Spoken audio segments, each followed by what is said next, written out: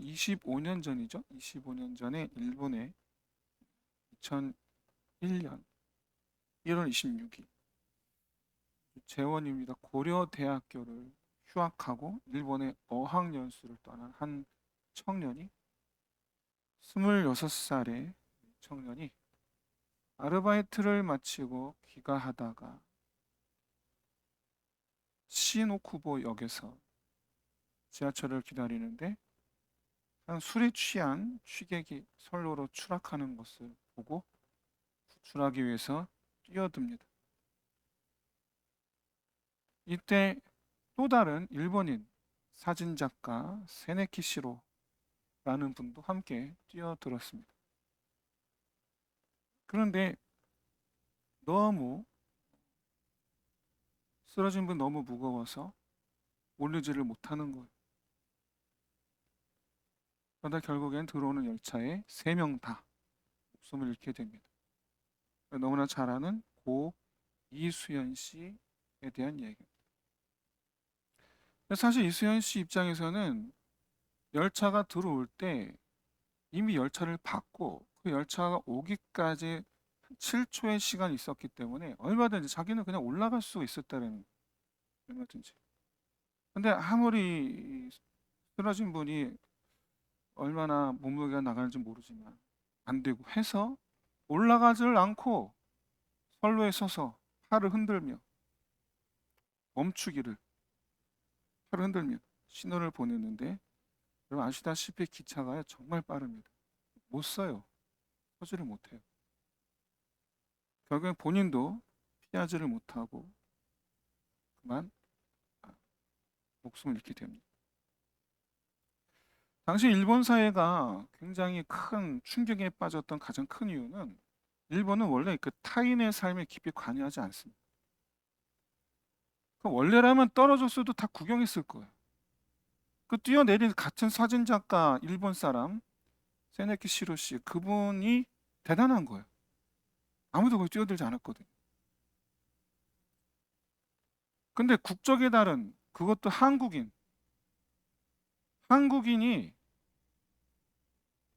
자기들의 일본 사람을 구출하기 위해서 자기 목숨을 던졌다라는 그 사실에 일본 사람들이 충격을 받게 됩니다. 이 뉴스가 신문의 귀퉁이 뉴스로 끝나지 않았어요. 그 누구도 시키지 않았고 또 서로 약속도 하지 않았는데, 그 다음날부터 이 사고가 발생한 시노쿠보역에 일본 사람들이 추모하는 마음으로 헌화를 시작합니다. 근데 시간이 지날수록 일본 전역에서 이 소식을 접한 모든 일본인들의 마음이 감동이 되었는가, 대대적인 모금 운동이 일어나게 됩니다. 일본 처음 있는 일이에요. 누군가를 위해서 모금한다는 것도 뭐 별로 그런 거 하지도 않는 사람들인데, 그래서 유족에게 위로금을 전달하는 일까지 일어나게 되고, 당시 모리 요시로 일본 총리를 비롯해서 정재계 고위 인사들이 빈소를 찾아와서 직접 경의를 표하기도 했습니다. 시간이 지납니다. 잊혀질 만할 것 같은데 그렇지 않았어요. 잊혀지지 않았어요. 사건 지나 6년 뒤에 영화로 개봉이 되죠. 근데 이 영화에 놀랍게도 최초로 일본 천황이 아니라 일왕이라고 그래야죠. 일본 일왕이 와서 영화를 시사에 참석을 하고 직접 참석해서 유가족들을 위로하게 되었고, 뿐만 아니라 이후로 일본의 정관계 인사들이 한국을 방문할 때에는 묘소가 부산인데 부산에 들려서 이 이수연 씨의 묘소를 참배하는 것을 정례화해서 지금까지 이렇게 하고 있다고 합니다. 뿐만 아니라 매년 1월 26일 매년 그 오쿠보역에서 세 사람을 위한 추도식이 진행이 되고 있고, 매년 그 어머니 모친 신인철 씨는 매년 코로나 때를 빼고는 매년 참석해서 추도식을 올해도 진행을 해오고 있다고 합니다. 뿐만 아니라 일본 정부는 2015년 이수연 씨의 아버지에게, 그리고 2024년 그 아버지가 소천하고 난 뒤에는 그 어머니에게 일본 정부 훈장을 수여해서 일본으로부터 연금을 받을 수 있게 그렇게 해주었고, 지금까지도 일본 사람들이 계속해서 잊지 않고 있는 한 사건이 바로 이 이수연 씨 사건인데, 여러분, 일본인을 위해서 한국인이 목숨을 죽음의 길에 뛰어들었다. 일본인들의 마음에 새겨진 이수연 씨는 의인이에요. 의로운 사람. 우리나라도 이제 남을 위해서 희생한 사람들을 의사자로 선정해서 국가 차원에서 그 유족들을 위로하고 있습니다. 의사자, 의로운 사람이란 뜻이죠. 의로운 사람. 우리나라 과거 독립운동했던 분들 다 여기 해당이 되고, 6.25 때, 전쟁 때 목숨을 잃은 분들 전부 다 여기에 해당이 됩니다. 가장 최근에 이제 의사자로 선정된 분들로는 병원에서 불이 났는데 한 간호사가 마지막까지, 병원 직원들도 다 도망가는데, 남자 직원들도 다 도망갔는데 여자의 몸으로 마지막까지 환자들을 구출하기 애쓰다가 목숨을 잃은 한 간호사. 양양 바다에서 휩쓸려 떠내려가는 사람을 구하기 위해서, 알고 봤더니 그 중국인이었죠, 할아버지. 그분을 구해내고 본인은 목숨을 잃은 28살의 청년. 중국에서 지금 그 청년을 또 의사자로 중국에서 또 선정을 했죠. 우리도 선정을. 군산 앞바다에서 친구가 자살하려고 뛰어들었는데 그걸 구하겠다고 따라 들어갔다가 목숨을 잃은 또 18살의 고등학생이 올해 의사자로 선정이 됐습니다. 그런데 이렇게 살다 보면 많은 의로운 행동을 하는 이들을 봅니다. 그래서 우리도 나는 그렇게 못할 것 같은데 싶은데 막상 그런 상황에 나도 모르게 움직이죠. 그렇게 하고 있어요. 의로운 행동을 나도 모르게 하고 있어요. 반사적으로 보는 순간 달려들어요. 의로운 행동을 하는 사람들이 많습니다. 그런데 안타깝게도 의로운 행동을 했지만 모든 사람이 다 하나님 보시기엔 다 죄인이죠. 완전한 의인이 없어요. 완전한 의인. 인류 역사에서 완전한 의인은 인류 역사에 오직 한 분 예수 그리스도 뿐인 줄로 믿습니다. 왜 의인이 하나도 없는 걸까? 의인이 하나도 없다는 말은 무슨 뜻이냐면, 의로운 행동을 우리가 하긴 하지만 우리 안에 죄가 없지는 않은 거예요. 우리 안에.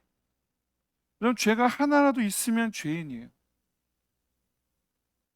죄가 하나도 없어야지 의인이에요. 성경에서는. 그런 의미에서 완전한 의인은 예수님 뿐이에요. 다시 뭐라 그러느냐? 시편 147편 17절에서 여호와께서는 모든 행위에 의로우시다. 모든 일에 의로우시다. 라고 찬양해요. 하나님만이 의로우시다. 하나님만.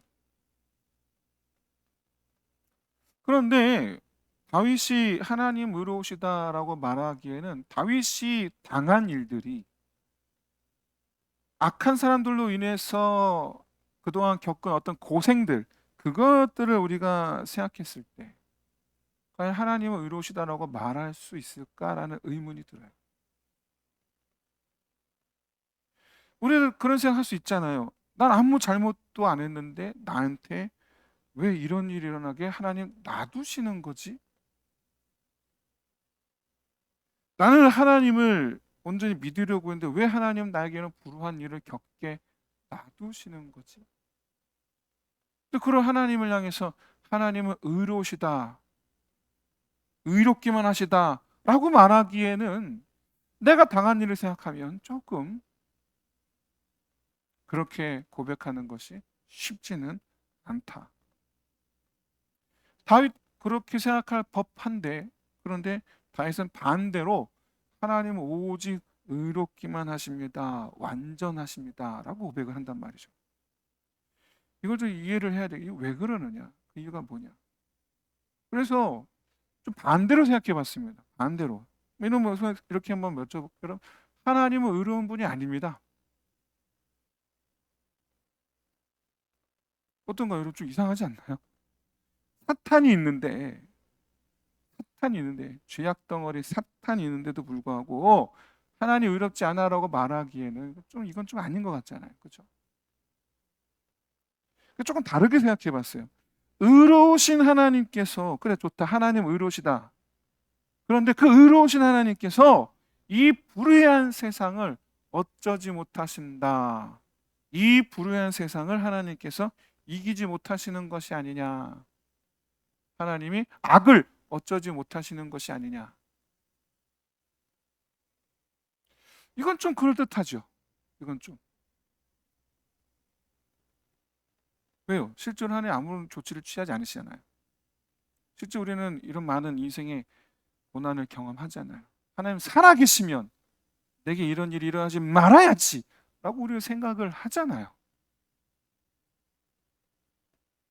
왜 우리 불만이잖아요. 왜 이런 일을 놔두시냐란 말이죠. 그런데 그러고 보면 하나님은 실제로 모든 불의한 자들을 하나님은 심판하시는 하나님 아닌가요? 맞죠. 자, 이때 하나님께서 악인들을 불의한 자들을 심판하시는 기준이 뭐냐? 뭘 근거로 너는 불의해 라고 말씀하시냐? 바로 하나님 자기 의예요. 하나님. 그러니까 하나님만큼 의롭지 못하면 심판을 받는 거예요. 하나님만큼 의로워야 돼요. 적당하게 의로운 게 아니에요. 하나님만큼 의로워야 돼요. 그러면 여러분 누가 하나님만큼 의로운 사람 있겠습니까? 아무도 없죠. 아무도 없어요. 다 심판을 받아야 돼요. 전부 다. 그런데 이거죠. 당장 심판을 하지는 않으시는 거예요. 하실 건데 지금은 아니에요. 그러면 왜 불의한 자들, 이 사람들 때문에 고통당하는 사람도 있는데 고통당하는 사람들 생각하면 이 불의한 자들 지금 당장 심판하셔야 되는 거 아닌가요? 여기에는 이제 이유가 있죠. 생각해 보십시오, 여러분. 지금 당장 괴롭히는 악한 자들, 지금 당장 현재 괴롭힘을 당하는 힘 없는 자들, 그건 지금 이 순간이 그런 거지. 우리 인생에 살면서 얼마나 많이 역전이 됩니까? 얼마나 많이. 내가 여기서나 괴롭힘을 당하지 내가 딴 데 가면 내가 괴롭히는 자가 되죠. 돼요. 누구나 다른 사람을 찌르는 사람이 될 수 있고 누구나 다른 사람으로부터 찔림을 받는 사람이 될 수 있어요. 이 입장이 고정되어 있지 않아요. 왔다 갔다 해요. 그래서 하나님께서 당장 괴롭히는 자들을 심판하시면 놀랍게도 이 세상에 살아있을 사람이 아무도 없어요. 아무도. 하나님 보시기엔 다 죄인들이에요. 물론 여러분 괴롭힘을 당하는 이들 중에 하나님의 백성들도 있습니다. 하나님의 백성들을 구원하시기 위해서 하나님의 백성들을 괴롭히는 악인들 심판하셔야 되는 거 아니냐. 이게 이제 다윗이 처한 입장인데 근데 정작 본인은 뭐라 그러냐면 하나님은 의로우기만 하시도다라고 고백한다라는 거예요. 정작 본인은. 왜냐? 아는 거예요. 지금 당장이 아니라서 그렇지 나를 고통을 준 저 악인들 결국 심판을 받게 될 거야. 그걸 아는 거예요. 둘째 또 아는 게 있다면 뭐냐? 지금 당장 내가 고통을 당하고 있는데 그러나 결국 하나님은 나를 구원하실 거야.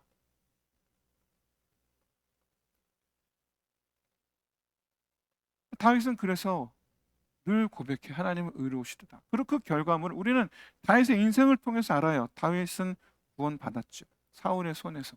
다윗은 구원받았죠. 압살롬의 손에서. 그의 마지막은 왕의 자리에서 평안하게 하나님께 돌아가는 것. 자기 본인이 그렇게 증명해 보였어요. 자기 믿음을 우리에게 증명해 보였어요. 봐라! 내가 잠시 그렇게 괴로운 날들이 있었지만 봐라! 우리 의로우신 하나님은 나를 회복시키셨다. 봐라! 나를 괴롭히는 자들을 하나님 심판하시고 나는 하나님께서 높이셨다. 봐라. 다윗이 자기 믿음을 우리에게 증명해 보이죠. 다윗이. 자, 그럼 왜 지금 당장 심판하지 않으시냐? 이게 또 궁금해요. 그럼 왜 지금 당장 심판하지 않으시는가? 왜 미루시는가? 왜 미루시는가? 그 이유는 모든 사람을 하나님께서 다 지으셨기 때문입니다. 하나님의 은혜 아니면 모든 사람은 다 자기 죄로 인해서 심판을 받아요. 그런데 이 하나님의 이 사랑과 하나님의 자비하심과 이 하나님의 은혜로 하나님의 백성이 되는 사람들이 나타나기 시작합니다. 원래는 전부 다 심판을 받아야 되는데 그 심판을 면하는 사람들이 나오기 시작하는 거예요. 그럼 말하자면 이 세상에서 하나님의 백성으로 기름 부음 받은 사람들은 하나님께서 우리 주신 기회, 구원의 기회를 잡은 사람들이죠. 그래서 하나님은 계속해서 구원받을 기회를 주고 계신 거예요. 계속해서. 당장 심판하지 않니, 어차피 심판을 할 건데, 그런데 지금 당장은 구원받을, 내가 지은 백성이잖아요. 내가 창조한 사람들이잖아요. 내가 창조한 이들이 이대로 쓸어버리기보단 이들에게 내가 영원히 사는 삶의 기회를, 구원의 기회를 주시는 거죠. 하지만 여전히 구원받은 사람보다 훨씬 더 많은 사람들이 스스로 결정하고 있습니다. 스스로 죄인으로 남을래. 나 죄인으로 남을래. 스스로 그렇게 결심하고 있어요. 안 바뀝니다. 결국에 이제 심판을 결국에. 그래서 다윗이 말하는 거예요. 하나님은 의로우시다고. 그래서 심판만 하시는 것이 아니라 우리를 불쌍히 여기서 긍휼히 여기서 구원하시기까지 하시려는 하나님이시라는 거예요. 그래서 의로우시다라는 거예요. 근데 그 하나님의 의로우심을 우리 같은 사람이 거절해서 우리는 거절한 사람은 그 죄를 따라 대가를 받을 뿐이요. 하나님은 사랑과 공의로 우리의 창조주신 하나님은 그렇게 우리에게 여전히 의로우신 분으로 우리를 기다려주고 계시는 거죠. 그래서 다윗이 하나님을 찬양해요. 그리고 이게 바로 자기가 자기에게 악을 행하는 자들에게 똑같이 되갚아주지 않는 이유예요. 이게 다윗이. 왜냐? 하나님의 백성은 입고 있던 죄를 하나님께서 벗겨주신 사람들이에요. 그래서 의의 옷을 입혀주신 사람들이에요. 그런데 악을 행하는 사람과 똑같은 행동을 하는 악을 행한다? 다시 의의 옷을 벗어버리고 다시 죄의 옷을 입는다? 안 되는 거예요. 안 되는 거예요. 그래서 다윗은 하나님의 의의 옷을 입혀주신 그 은혜로 자기는 의인의 자리를 지켜야 되는 거예요. 그래서 똑같이 하지를 않아요. 우리는 예수 그리스도 십자가 은혜로 구원받았습니다. 할렐루야. 자, 그런데 예수님 하나님의 독생자예요. 아들이세요. 그런 분이 나를 대신해서 죽음 형벌을 대신 받아 주셨어요. 자, 이 사실을 우리 시인 오크보역에서 희생한 이수연 씨의 비교를 생각해 보겠습니다. 여러분, 만약에 그 술에 취했던 사람이 구원을 받았다면, 그런데 이수연 씨는 그만 안타깝게도 목숨을 잃었다면, 이수연 씨 덕분에 그 술 취한 사람이 살아났다면, 그 술 취한 사람 이후의 삶, 누구의 생명을 더하여서 사는 삶이 되었을까?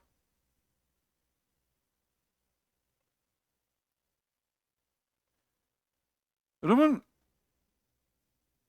물론 그 사람은 실제로 같이 죽었습니다.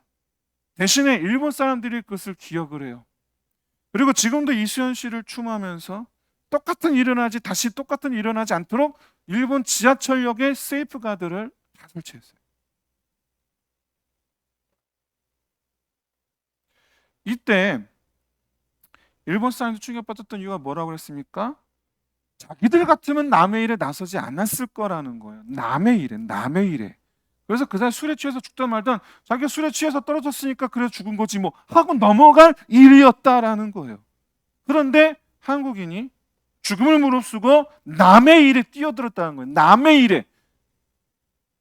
자기들을 하지 않는 일을, 자기들을 하지 못하는 일을 한국인이 했다는 사실에 대한 감동과 부끄러움이 있는 거예요. 부끄러움이. 그래서 그 부끄러움을 씻기 위해서라도 조치를 취하는 거예요. 그런데 다만 그 부끄러움 완전히 씻기 위해서 우리는 못했는데 했던 그 부끄러움을 씻기 위해서라면 사실은 일본인들의 그 고유 습성, 남의 일에 나서지 않는 그 습성을 버리고 이수연 씨처럼 다른 사람을 돕기 위해 변화됐으면 더 좋았을 텐데 그 정도는 아닌 게 안타깝죠. 남의 일에 위해서 자기 목숨을 내주셨어요. 그것도 나를 위해서. 그럼 나는 지금 누구를 위해서 대신 사는 삶을 살아야 되는가? 예수를 위해서 대신 사는 삶을 사는 사람들이 그리스도인인 줄로 믿습니다.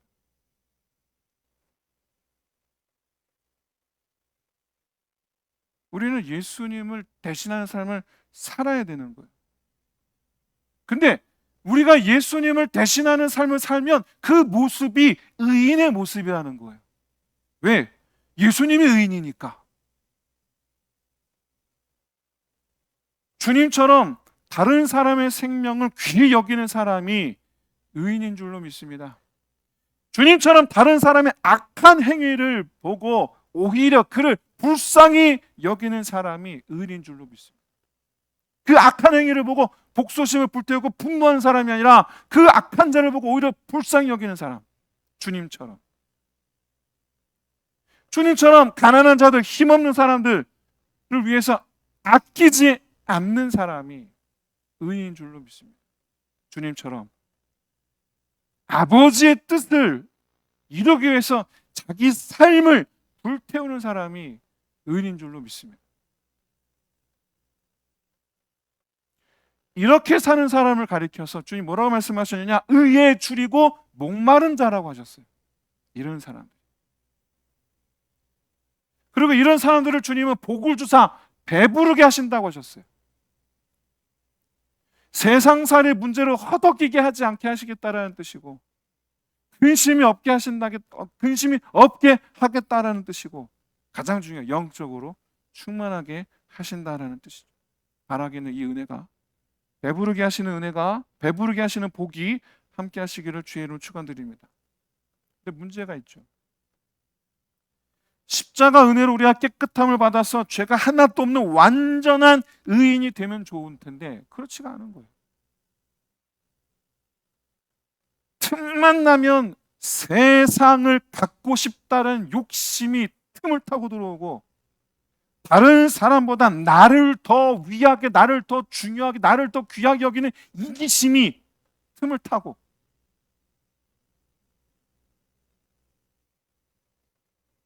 그게 또 다른 사람도 또 어떤 다른 사람도 아니라 자기 부모한테 이기적이고 자기 배우자한테 이기적이고 모욕받는 것과 핍박받는 것을 기쁨으로 여기기보다 분노함으로 이 분노가 비집고 들어오는. 그러나 여러분 우리 심령이 죄로 물들기가 너무나 쉬워요. 우리가 살고 있는 이 세상이라는 환경 자체가 그런 유혹들로 가득해요. 욕심, 탐욕, 이기심, 분노, 이런 거 틈타는 아주 그런 환경이에요. 너무나 쉬운. 그래 우리가 어떻게 죄인의 모습을 완전히 벗어버릴 수가 있습니까? 안 돼요. 자. 근데 여러분 놀랍게도요, 죄인의 모습을 완전히 벗어버릴 수 없다라는 이 생각이 여러분 사단이 주는 거예요. 이게 사탄이 주는 생각이에요. 왜 여러분 완전히 벗어버릴 수가 없습니까? 예수 보혈의 피로 완전히 벗어버릴 수 있을 줄로 믿으시기를 주의로 축원드립니다. 예수 십자가 은혜면 충분히 완전한 의인을 입을 수 있습니다. 단 다시 죄로 물드는 거예요. 다시 죄로 물드는 거예요. 그런데 여러분 그게 무슨 상관입니까? 그럼 다시 십자가 보혈의 피로 입으면 되지. 할렐루야. 내 손으로 내 의지로는 내 죄의 옷을 벗을 수가 없어요. 반대로 의를 입을 수도 없어요. 내 의지만으로는 안 됩니다. 오직 예수 보혈의 피로만 죄를 벗을 수가 있고 의를 입을 수가 있어요. 그렇게 여러분 예수 보혈의 피로 의의 옷을 입으면 주님을 대신해서 사는 삶이 기쁨이 돼요. 그렇게 해서 또 살고 싶어져요. 무엇보다 성령 하나님께서 그런 마음 우리에게 주시고 도와주시죠. 그런 삶을 살 수 있도록 도와주세요. 바라기는 그런 의인으로서의 첫걸음은 십자가 앞에서부터 시작된다라는 것을 여러분 잊지 마시고 매일 십자가 은혜 앞에 나아가는 저와 여러분이 되시기를 주의 이름으로 축원드립니다. 죄가 뭐예요? 죄의 정체가 뭡니까? 하나님을 싫어하거나 하나님을 무시하거나, 이건 이제 믿지 않는 자들 얘기고, 그리고 성도들의 경우는 하나님께 가까이 나아가는 것이 마음에 어려움이 있거나, 그게 다 죄의 작용이에요. 하나님께 가까이 나오고 싶은 마음이 들지를 않습니다. 이건 여러분 죄가 내 마음에 벽을 세운 거예요. 하나님을 향해서. 죄가 우리를 하나님께로 놓칠까 봐, 뺏길까 봐 자꾸 늘어지는 거예요. 그럴 때 우리가 해야 되는 게 있습니다. 뭡니까? 예수 십자가 은혜를 찬송하는 거예요. 그때 십자가 십자가 부르세요.